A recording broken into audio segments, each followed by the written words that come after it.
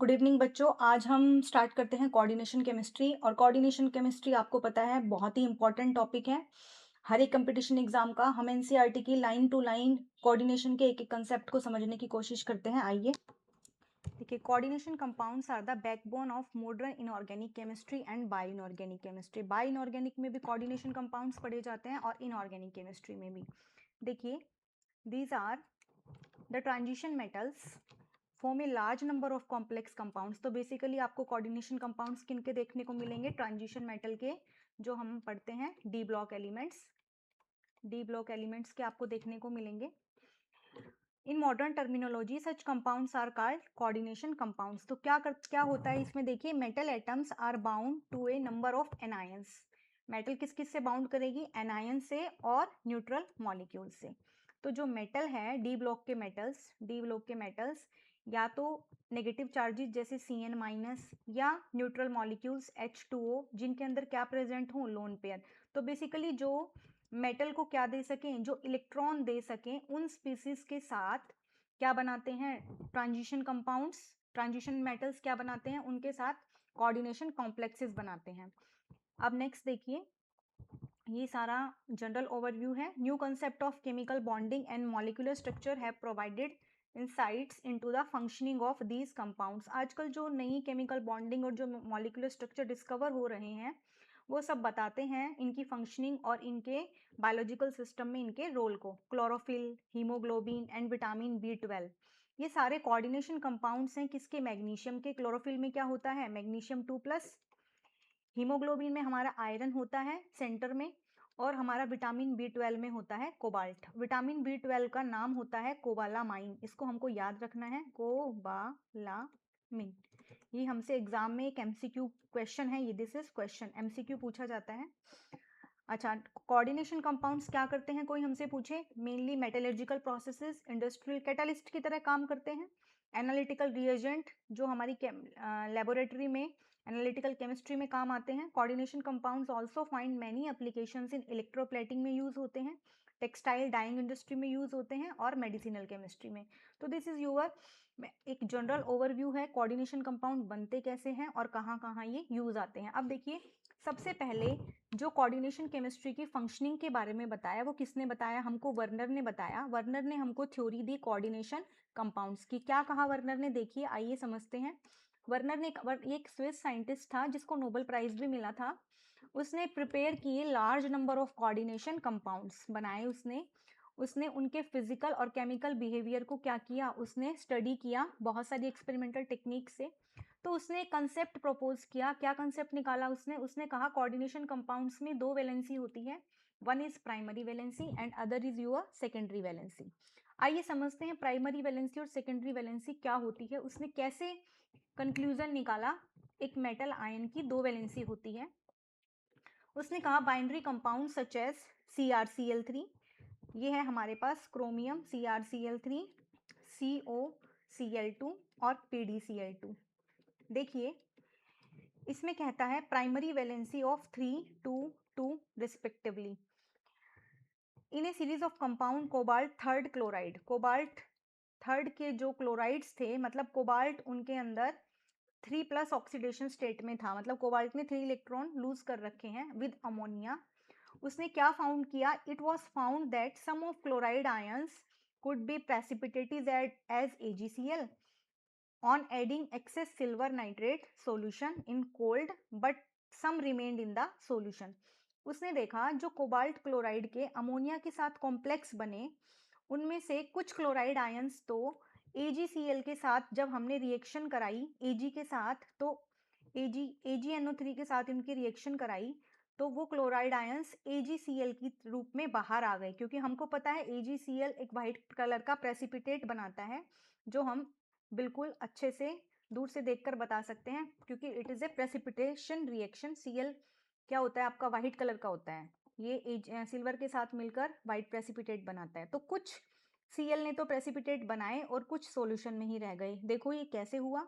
Next देखते हैं हम। ये है हमारे पास वो सारे कंपाउंड्स जो किसने किए थे? वर्नर ने, जिनके ऊपर एक्सपेरिमेंट किया था। देखिए, 1 मोल COCl3 इंटू में 6NH3 का कलर येलो है। इसने हमको 3 मोल AgCl दिया। देखो इसकी रिएक्शन कैसे हुई होगी, इसकी रिएक्शन ऐसे हुई होगी, पहले कंपाउंड की COCl3, हम इसको ऐसे लिख सकते हैं, फर्स्ट कंपाउंड को देखिए CONH3 की 6Cl3, ठीक है।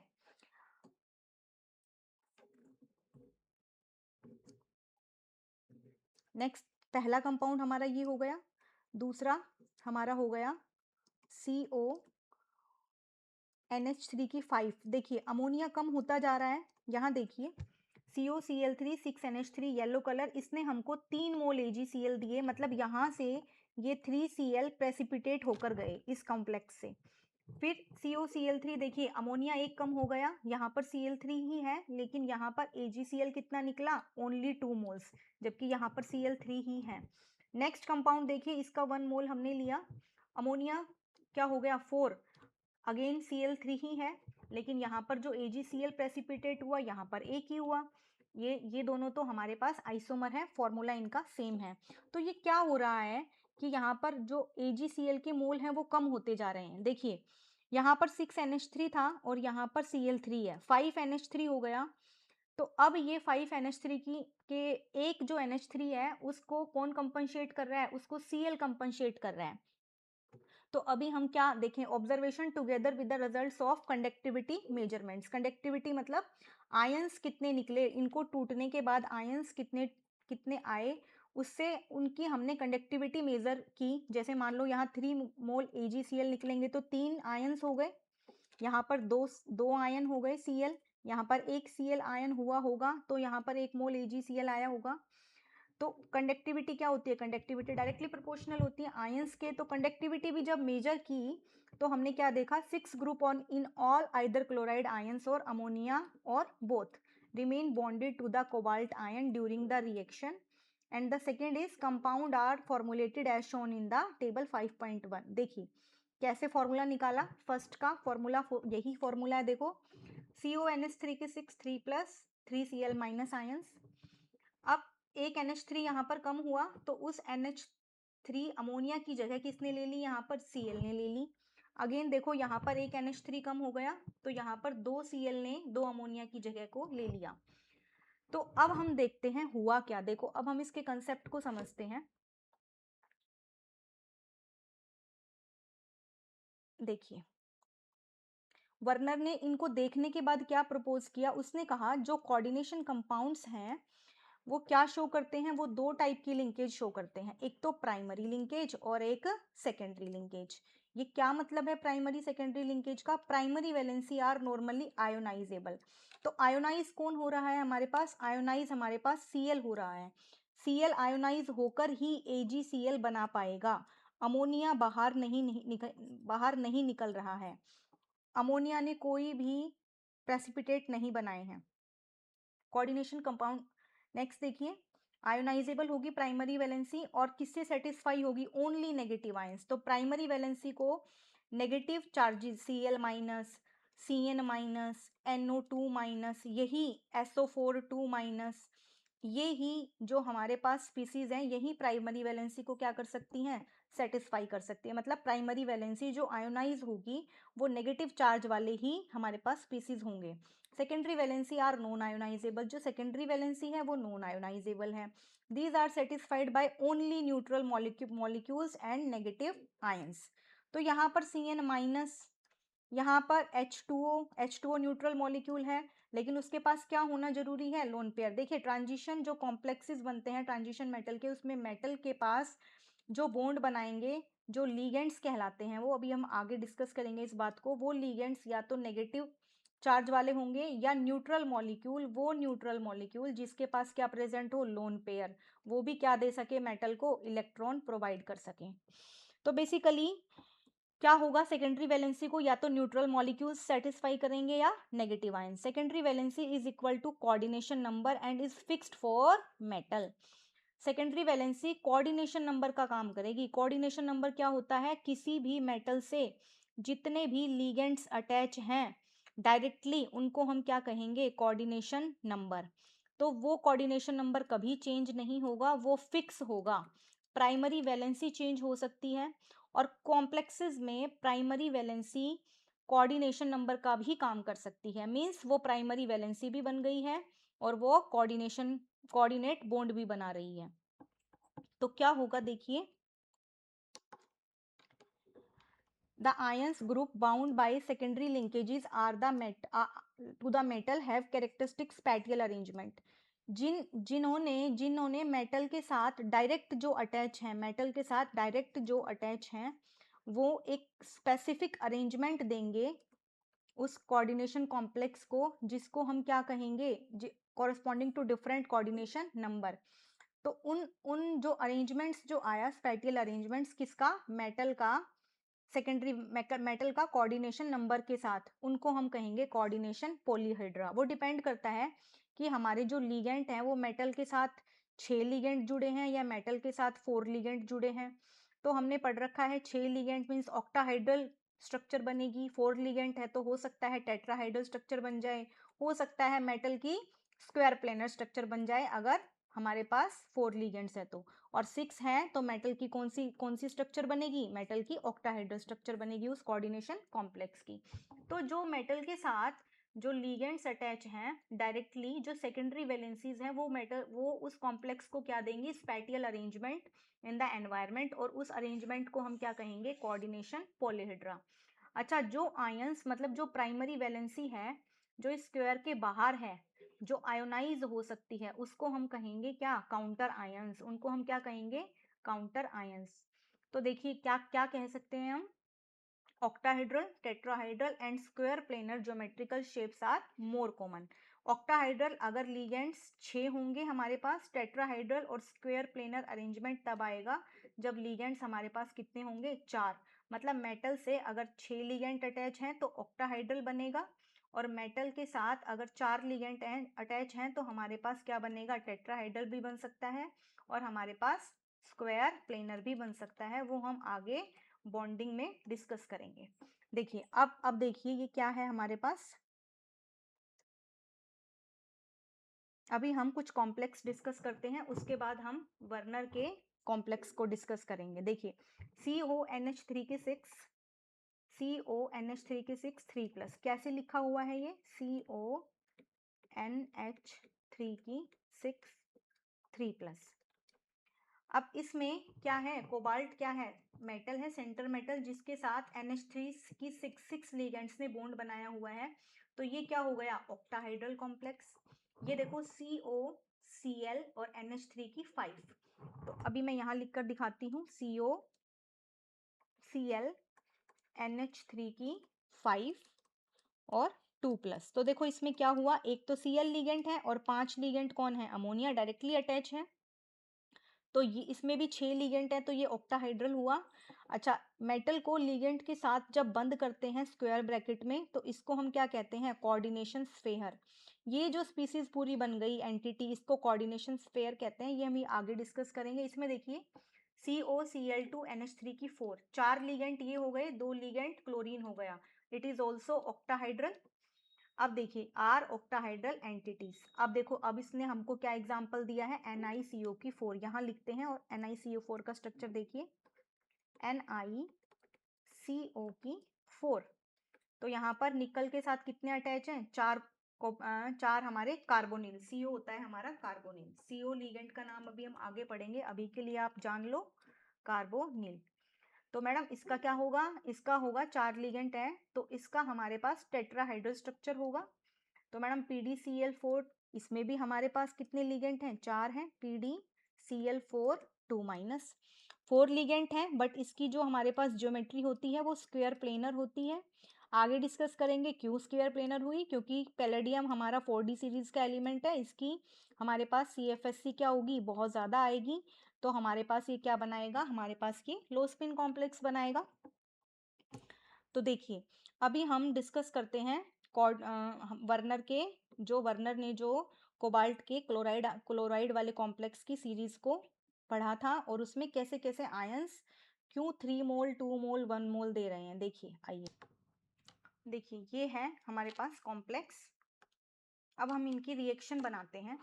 जैसे कि हमारे पास है CONH3 की 6, ये हमारे पास डायरेक्ट अटैच है और बाहर हमारे पास स्फेयर में है Cl3। अब देखिए नेक्स्ट, अब जब इसका आयोनाइजेशन होगा इसका, तो आयोनाइजेशन कैसे होगा? इसका आयोनाइजेशन ऐसे होगा, CONH3 की 6, ठीक है बच्चों, 3 प्लस है क्योंकि बाहर 3Cl काउंटर आयन है, प्लस ये 3Cl माइनस देगा, ये वाला कंपाउंड हमारे पास। अभी हमने पहले की बात की, this is our first compound, this is second and this is third compound. देखिए पहले कंपाउंड का हमने आयोनाइजेशन किया तो हमारे पास 3Cl निकल कर आया। कैसे? कोबाल्ट ने 6 अमोनिया के साथ कोऑर्डिनेट बॉन्ड बनाया हुआ है, तो इसका कोऑर्डिनेशन नंबर क्या हुआ? लिगेंड्स कितने हुए? 6। हमने क्या कहा?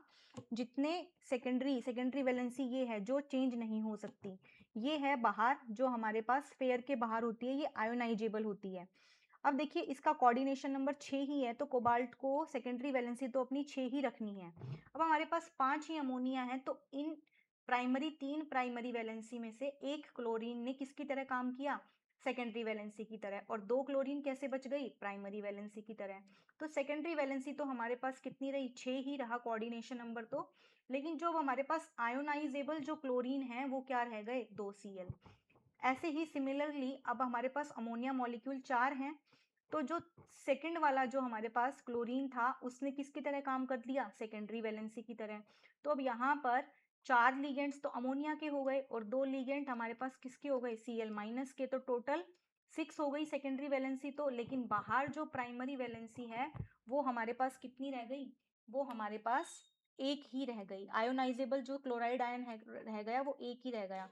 तो हम बेसिकली क्या कहेंगे कि जो प्राइमरी वैलेंसी ने सेकेंडरी वैलेंसी का काम कर दिया, फिर वो बाद में आयोनाइजेबल नहीं रहती है, वो सेकेंडरी वैलेंसी की तरह ही काम करेगी।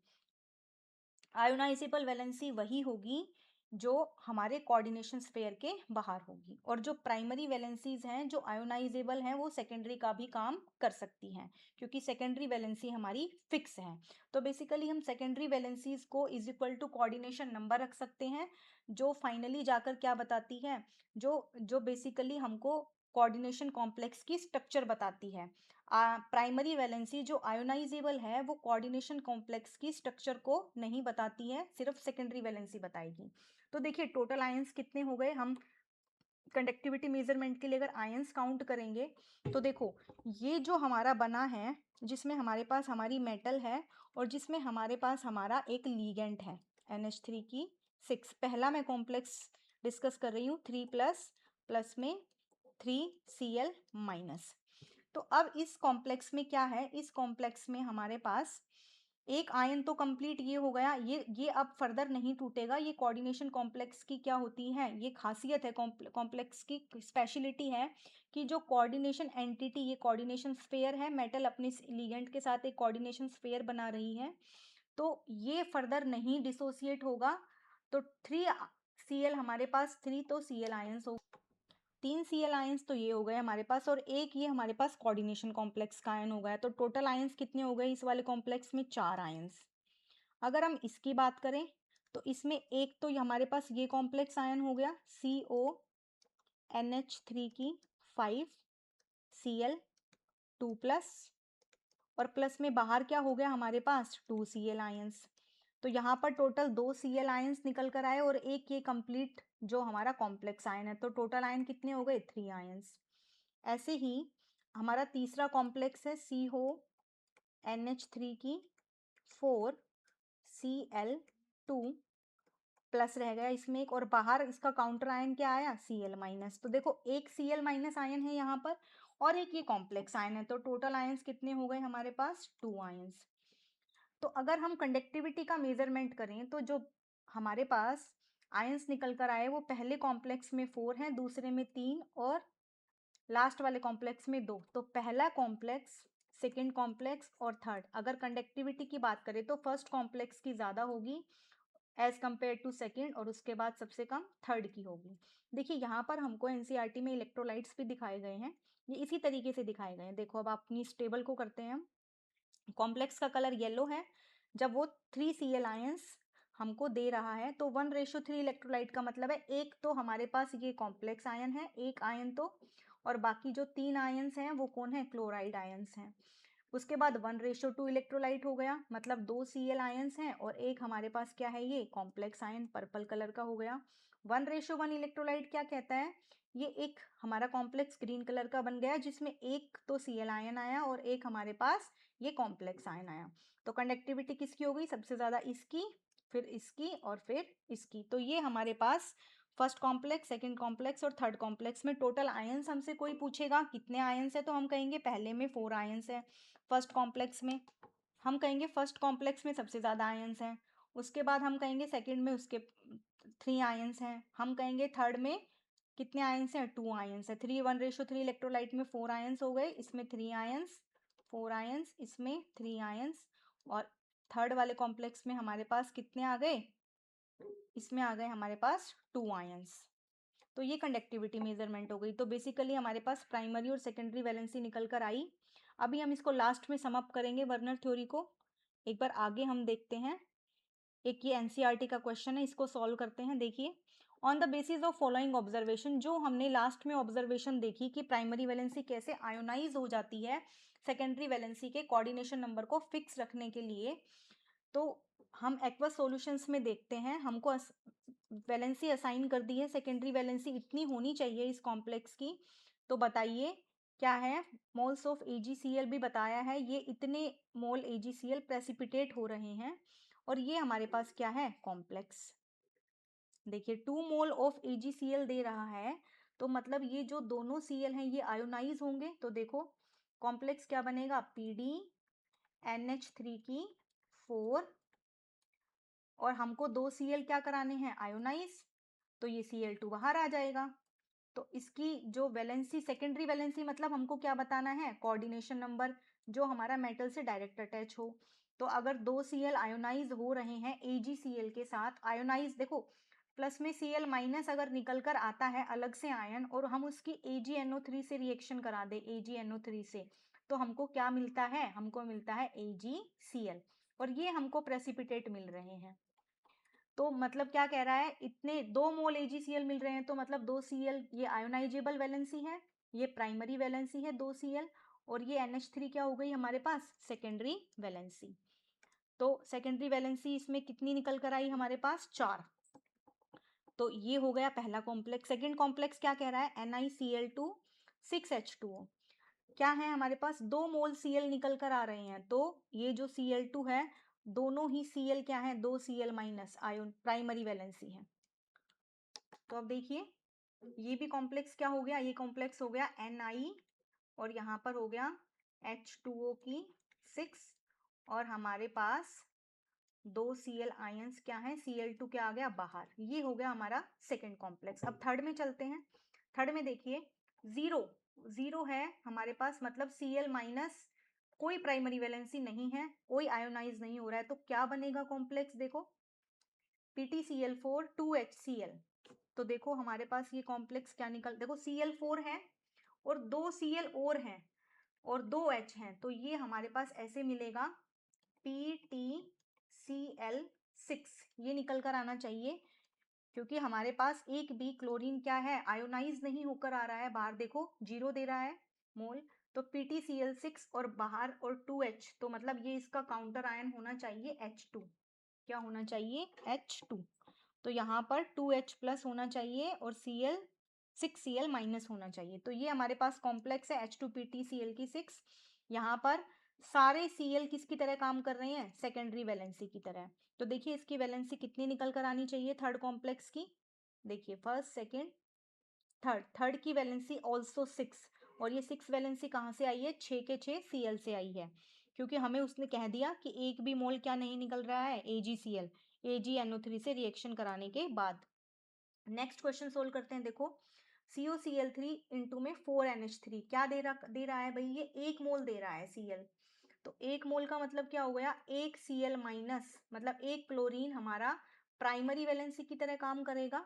तो देखो COCl3 4NH3, तो हम इस कंपाउंड को कैसे बनाएंगे, फोर्थ कंपाउंड देखो कैसे बनेगा, CO, अच्छा NH3 की 4, ये तो है ही हमारे पास, अच्छा और Cl3 है जिसमें से हम Cl2 को लेते हैं स्फेयर के अंदर, और एक बता रहा है वो हमको एक AgNO3 निकल रहा है, तो हम एक Cl माइनस एक Cl को कोऑर्डिनेशन स्फेयर के बाहर रखेंगे, ये किसकी तरह निकल पाएगा, Cl माइनस की तरह निकल जाएगा, और एक मोल क्या दे देगा हमको, AgCl, क्या देगा हमको एक मोल, AgCl। तो ये फॉर्मूला बनेगा हमारा फोर्थ कंपाउंड का, CONH3 की 4 Cl2, जिसमें 4 हमारे पास सेकेंडरी वैलेंसी को सेटिस्फाई कर रहे हैं अमोनिया आयंस, और 2 हमारे पास क्लोराइड आयन सेकेंडरी वैलेंसी को सेटिस्फाई कर रहे हैं। नेक्स्ट देखिए PtCl2 2NH3, ये क्या दे रहा है भाई, देखो ये अगेन 0 AgCl दे रहा है, तो इसका फॉर्म मतलब NH3 दो अमोनिया मॉलिक्यूल्स लिगेंड की तरह काम कर रहे हैं, किसकी लिगेंड की तरह, सेकेंडरी वैलेंसी की तरह, और ये क्लोरीन भी किसकी तरह काम कर रहे हैं, सेकेंडरी वैलेंसी की तरह। तो अब इस ये बन गया 2 अमोनिया 2 क्लोरीन, मतलब 4 लिगेंड हुए इसके पास, 4 कोऑर्डिनेशन नंबर हुआ, PtNH3 के ट्वाइस, और यहाँ पर क्या रहेगा, Cl2। तो ये हमारा फॉर्मूला ये बन गया फिफ्थ कंपाउंड का, PtNH3 के ट्वाइस और Cl2। कोई काउंटर आयन नहीं है बाहर, और हमारे पास इसकी सेकेंडरी वैलेंसी मतलब जो इसके स्ट्रक्चर को बताएगी वो कितनी हो गई, 4। तो देखो देखते हैं फिफ्थ में सेकेंडरी वैलेंसी कितनी आई, 4। तो इस तरीके से हमको अगर कोई ये बता दे कि ये कंपाउंड इतने Cl माइनस आयन दे रहा है, अगर कोई क्लोरीन सीरीज के एक ट्रांजिशन क्लोराइड सीरीज के जो ट्रांजिशन कॉम्प्लेक्स बना रहा है, तो अगर हमको ये पता चल जाए कि AgNO3 के साथ रिएक्शन करवाने के बाद कितने AgCl मॉलिक्यूल मिल रहे हैं, तो हम उसके प्राइमरी और सेकेंडरी वैलेंसी को काउंट कर सकते हैं। नेक्स्ट देखिए, एक बार हम ऐसे चेक करते हैं कि हम इनको कैसे ड्रॉ कैसे करेंगे। जैसे फॉर एग्जांपल हमारे पास एक कॉम्प्लेक्स था CONH3 की 6 Cl3, इसमें बाहर क्या है, 3 Cl आयंस है। देखिए हम इन तीनों कॉम्प्लेक्स का एक बार स्ट्रक्चर बनाने की कोशिश करते हैं कि हम कैसे प्राइमरी सेकेंडरी वैलेंसी को देखेंगे। देखो कोबाल्ट हो गया सेंट्रल एटम, अमोनिया 6 है, तो हम इसको एक बार के लिए 6 के 6 अमोनिया को हम ऑक्टाहेड्रल पोजीशन पर रख देते हैं। ऑक्टाहेड्रल की शेप में सबने हाइब्रिडाइजेशन पड़ा हुआ है, NH3 ये लोन पेयर है, ये कोऑर्डिनेट बॉन्ड बना रहा है लोन पेयर, ऐसे कोऑर्डिनेट बॉन्ड ऐसे बनाएंगे हम, NH3 ये अमोनिया अपनी लोन पेयर दे रहा है सेंट्रल एटम को। अब देखिए 6 अमोनिया ने तो बॉन्ड बना लिया, ये बन गए 6 अमोनिया। अब ये जो काउंटर आयंस हैं जो कोबाल्ट 3 प्लस को सेटिस्फाई कर रहे हैं 3 Cl माइनस, तो ये सेकेंडरी वैलेंसी की तरह काम कर रहे हैं, इनको हम कैसे लगाएंगे, इनको हम अभी के लिए ऐसे लगाते हैं, फॉर एग्जाम्पल ऐसे, ये है Cl minus, this is ionise, ये है Cl माइनस आयोनाइजेबल वैलेंसी, और ये हो गया हमारे पास Cl माइनस ट्राइंगल की शेप में। तो ये पहले कॉम्प्लेक्स की स्ट्रक्चर हो गई। अब देखो दूसरे कॉम्प्लेक्स में क्या हुआ, एक Cl ने किसकी तरह काम करना शुरू कर दिया, सेकेंडरी वैलेंसी की तरह। देखो अब हम इसको कैसे शो करेंगे, CO फिर से हम क्या बना लेंगे, हम अब हमारे पास एक क्या कम है, एक हमारे अमोनिया देखो हमारे पास 5 ही है, तो अब हम क्या करेंगे, देखो NH3 5 हमने अमोनिया रख दिए हैं यहाँ पर, क्योंकि हमारे पास 5 अमोनिया ही सेकेंडरी वैलेंसी के लिए अवेलेबल हैं। अरे ये क्या हुआ, हमने 6 बना दिए, नहीं 6 नहीं बनाने बच्चों, हमको हमारे पास अवेलेबल ही अब 5 अमोनिया है। अब हमारे पास एक Cl आयन किसकी तरह काम कर रहा है, सेकेंडरी वैलेंसी की तरह। तो अब हम इसको ऐसे दिखाएंगे कि ये Cl आयंस हमारे पास अब सॉलिड बॉन्ड में आ गया है, सेकेंडरी वैलेंसी की तरह काम कर रहा है। सॉलिड और डॉट दोनों में दिखाएंगे, it act as both primary valency as well as secondary valency. ये इसकी ऑक्सीडेशन स्टेट को भी +3 कर रहा है, और इसकी सेकेंडरी वैलेंसी को भी क्या रख रहा है, 6, इसके कोऑर्डिनेशन नंबर को भी 6 रखने में अपना योगदान दे रहा है। बाकी हमारे पास क्या बच गए, हमारे पास बाकी के Cl सिर्फ हम प्राइमरी वैलेंसी के रूप में दिखाएंगे ऐसे डॉट में, जो डॉटेड लाइन है वो है हमारी प्राइमरी वैलेंसी, और जो सॉलिड लाइन है वो है हमारी सेकेंडरी वैलेंसी। बट बच्चों ये बहुत ही इंपॉर्टेंट कॉन्सेप्ट है कि कैसे ये सेकेंडरी वैलेंसी की तरह हमको दिखाई दिया। नेक्स्ट है हमारे पास थर्ड कंपाउंड, इसको कैसे ड्रॉ करेंगे। इसमें देखो अब इसमें 4 अमोनिया है और 2 Cl, ये Cl प्राइमरी वैलेंसी का भी काम कर रहे हैं और ये Cl सेकेंडरी वैलेंसी का भी काम कर रहे हैं। तो इसको हम कैसे ड्रॉ करते हैं, देखो इसको हम जल्दी से फटाफट ड्रा करते हैं, आप लोग भी ड्रा करिए। अब हमारे पास सिर्फ 4 अमोनिया मॉलिक्यूल हैं जो सेकेंडरी वैलेंसी की तरह ही काम कर रहे हैं। अब ये 2 क्लोरीन आयन, ये दोनों प्राइमरी वैलेंसी का भी काम करेंगे, डॉट लगा दो बच्चों, और ये दोनों सेकेंडरी वैलेंसी का भी काम करेंगे। और एक जो क्लोरीन यहाँ पर बचा, it act as primary valency, ये डॉट है प्राइमरी वैलेंसी का और ये है हमारे पास सेकेंडरी वैलेंसी का। मीन्स ये क्लोरीन आयन कोबाल्ट की ऑक्सीडेशन स्टेट को +3 भी रख रहे हैं। ऑक्सीडेशन स्टेट, प्राइमरी वैलेंसी को ऑक्सीडेशन स्टेट भी बोल सकते हो, primary valency is equal to oxidation state.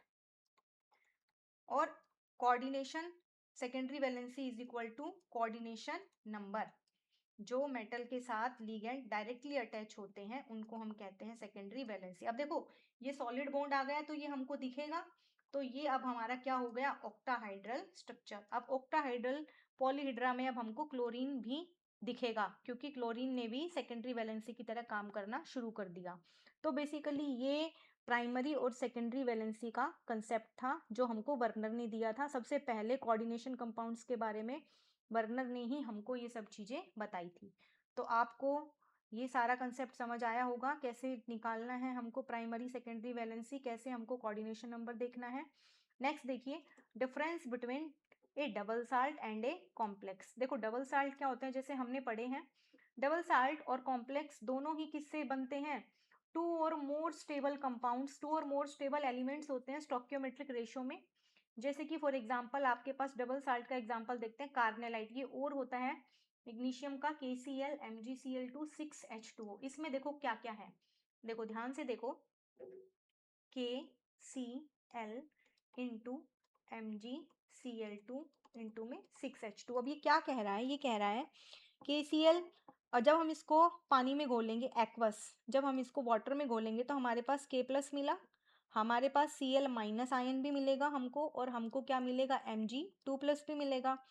तो जब हम इन डबल साल्ट्स को पानी में घोलेंगे तो ये अपने कॉन्स्टिट्यूएंट आयंस, मतलब जिससे मिलकर ये बने थे, वो सब आयंस हमको पानी में वाटर में देखने को मिलेंगे। वो तो हो गए हमारे पास क्या, डबल साल्ट। क्या हो गए बच्चों हमारे पास, डबल साल्ट। ऐसे ही एक एग्जांपल ले लो मोर साल्ट का, ये आपने सुना होगा, बहुत प्रैक्टिकल भी की हुई है। कौन है मोर salt, FeSO4 ferrous sulphate NH4 की ट्वाइस SO4 6H2O। इसको पानी में घोलेंगे तो अपने कॉन्स्टिट्यूएंट आयंस देगा, ये भी कौन कौन से आयंस देगा, Fe2+, SO4 2- और NH4 1+ अमोनियम आयन। तो इंडिविजुअल इंडिविजुअल आयन देंगे डबल साल्ट। जो डबल साल्ट चाहे कितने भी आयन से मिलकर बना हो, 2 positive plus single cationic species, सभी अपने अपने पानी में घुलने के बाद सभी अपने अपने इंडिविजुअल आयंस देंगे। लेकिन कोऑर्डिनेशन कॉम्प्लेक्सेस में ऐसा नहीं है। फॉर एग्जांपल आपके पास ये है कोऑर्डिनेशन कॉम्प्लेक्स आपका FeCN6 और 4-। अच्छा इसको हम कंप्लीट लिखते हैं पहले कि 4- इस कॉम्प्लेक्स पर चार्ज है, पूरे कॉम्प्लेक्स पर 4- है, तो इसको काउंटर बैलेंस करने के लिए 4+ चार्ज भी चाहिए, तो हमने इस कॉम्प्लेक्स के बाहर क्या लगा दिया, K4 FeCN6। तो देखो अब ये हमको सिर्फ 2 ही आयन देगा, कौन कौन से आयन देगा, FeCN6 और इस पूरे कॉम्प्लेक्स पर 4-। और एक हम देखो कि मैंने पहले भी इसको डिस्कस किया है, एलिमेंट के नीचे जो लिखा होता है वो नंबर ऑफ एटम्स होते हैं, और ऊपर जो लगा होता है वो होता है उसका चार्ज, कि उसने कितने इलेक्ट्रॉन गेन किए या कितने लूज किए, प्लस है तो लूज किए, माइनस है तो गेन किए। तो 4K और 1K पर 1+ चार्ज होता है, हमको पता है K+ जो हमारा फर्स्ट ग्रुप है तो वो 1+ शो करता है। तो 4K+, 4 आयन तो ये हो गए टोटल 4K+, और एक हमारे पास ये कॉम्प्लेक्स आयन निकल कर आएगा, तो 4 प्लस 1, टोटल हमारे पास 5 आयंस मिलेंगे। कहने का मतलब क्या है कि ये जो कोऑर्डिनेशन कॉम्प्लेक्स एक बार जो ये स्फेयर बन गया जिसमें मेटल और डायरेक्ट अटैच लिगेंड है, वो कभी भी नहीं टूटेंगे। मतलब Fe2 प्लस और Cn माइनस आयन हमको नहीं देखने को मिलेंगे कोऑर्डिनेशन कॉम्प्लेक्स में, क्योंकि मेटल के साथ Cn माइनस ने क्या बना लिया है, कोऑर्डिनेट बॉन्ड। तो कोऑर्डिनेशन कॉम्प्लेक्स में जो कोऑर्डिनेशन स्फेयर है, स्फेयर का मतलब जो मेटल के साथ लिगेंड अटैच है, वो वाली एंटिटी अपने कॉन्स्टिट्यूएंट आयंस में, जैसे कि Fe2 प्लस और Cn माइनस जिससे ये मिलकर बनी है, उसमें कभी भी ब्रेक नहीं होगी। और डबल साल्ट में सारी स्पीसीज इंडिविजुअल आयंस में हमको देखने को मिलेगी। तो ये बेसिक डिफरेंस है डबल साल्ट और कॉम्प्लेक्स के बीच में। तो अब तक जो हमने वर्नर थ्योरी के मेन पॉइंट्स पढ़े, उनको हम जल्दी से फटाफट सम अप कर लेते हैं और आपको वही पॉइंट्स एग्जाम में ध्यान रखने हैं। देखो क्या कहा वर्नर ने, प्राइमरी वैलेंसी आयोनाइजेबल होती है, satisfied by only negative ions. Example जैसे कि act as ionisable part, coordination compounds reacting with AgNO3 के साथ रिएक्ट करके क्या देते हैं, AgCl, आयोनाइज हो जाते हैं। अगर आयोनाइज हो गए तो ही AgCl बना पाएंगे। Secondary valency non ionisable, satisfied by negative ions, also neutral molecules. और ये क्या बताएगा, यही सेकेंडरी वैलेंसी ही क्या बताती है, जो मेटल के साथ डायरेक्ट अटैच होंगे लिगेंड्स, वही क्या बताएंगे, कोऑर्डिनेशन नंबर बताएंगे, Cn बताएंगे हमारा, C4 कोऑर्डिनेशन, N4 नंबर, और स्पैटियल अरेंजमेंट मीन्स क्या ज्योमेट्री होगी हमारी स्पेस में, ऑक्टाहाइड्रल होगी, टेट्राहाइड्रल होगी, स्क्वायर प्लेनर होगी। बेसिकली हमको यही कॉम्प्लेक्सेस देखने को मिलेंगे कोऑर्डिनेशन कंपाउंड्स में। देखिए ज्योमेट्री में देखिए ऑक्टाहाइड्रल ये है, देखो NH3 की 6 लिगेंड है, ऑक्टाहाइड्रल बनेगा। ऑक्टाहाइड्रल को तुम ऐसे छोटा सा ऐसे भी शो कर सकते हो, this is your octahedral geometry. Tetrahedral NiCO4, तो ये टेट्राहाइड्रल ज्योमेट्री कैसे बना सकते हो, निकल, यहाँ कोबाल्ट और ये 2 कोबाल्ट। तो ये आपकी टेट्राहाइड्रल ज्योमेट्री हो गई। PtCl4 स्क्वायर प्लेनर कैसे बनाओगे, अच्छा जब लिगेंड्स 4 होंगे तो टेट्राहाइड्रल और स्क्वायर प्लेनर कॉम्प्लेक्स, बेसिकली ये 2 कॉम्प्लेक्स बनेंगे हमारे पास।